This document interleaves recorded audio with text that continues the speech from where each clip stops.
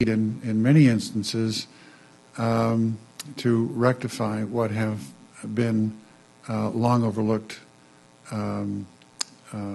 actions in favor of marginalized people. Not enough, but nevertheless, they have been a spur in the community conscience.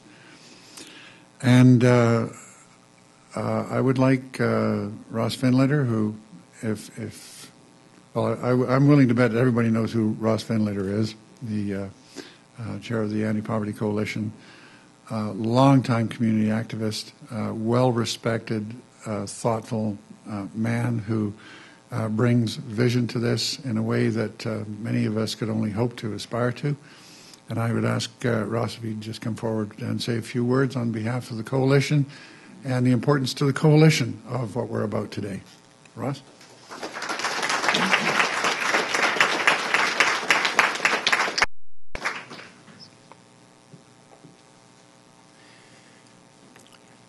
Good morning.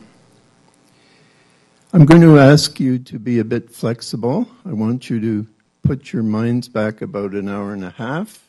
And these are my earlier words of welcome. Welcome to a Yukon spring. We are, or we were, beginning to see grass. The trees are fattening. And the swans. They are here by the thousands this year. Over 2,200 at Swan Haven this week.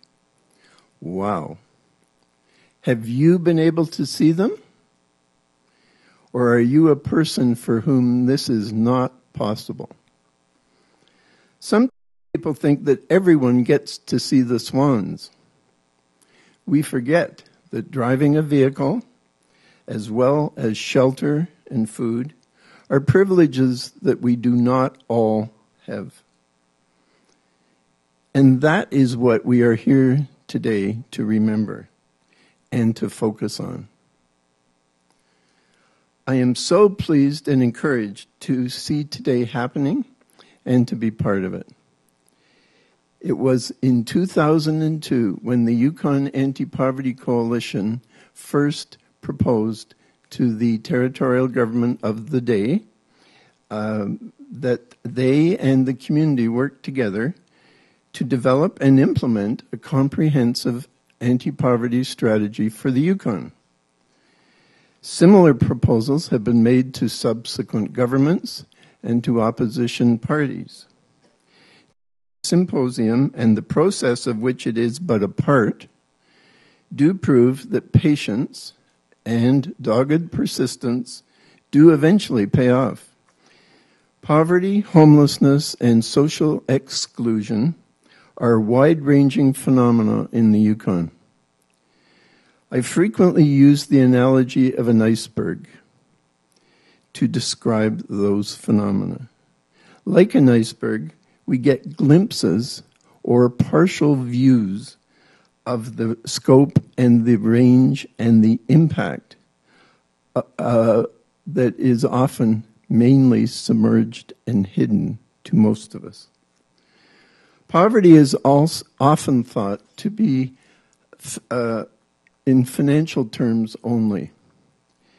There are other kinds of poverty which can have a very large and negative impact on individuals and families, such as poverty of opportunity and poverty of experience.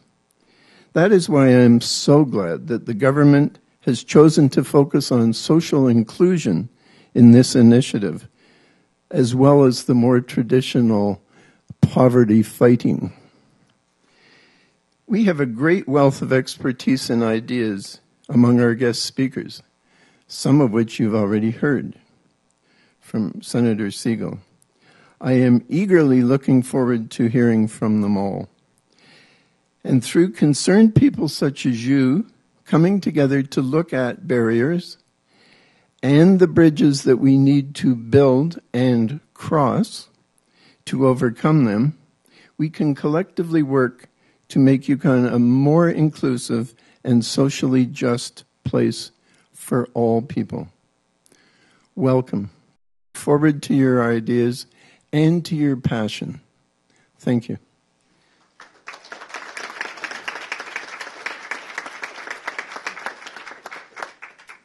Thank you, Ross. We'll get on now with our next panel. The principal speaker for this will be Andy Nieman, who is as all of you I'm sure will be aware, thanks, is the new child advocate for the territory. And Andy is a Yukoner, born and bred. And in our discussions earlier, he reminded me that I actually taught him law at Yukon College in the mid-90s. And so I think I'm going to be very proud to be able to say that I taught Andy just about everything he knows. He is a graduate of the University of Regina. He's a social worker. He's had his own business. He has not just hands-on experience with social inclusion issues and poverty. He has lived them. Our panelists this morning are, unfortunately, Norm Drina couldn't be here this morning. But over on my right, we have Rick Goodfellow, who is the Challenge Community Vocational Alternatives CEO. Debbie Perrant, who is from Yukon Learn, next to Rick. Vicki Wilson, who is the Executive Director for the Yukon Association for Community Living. And last and maybe least, Tom Elliott, who was on the previous panel bringing up the Red Lantern. To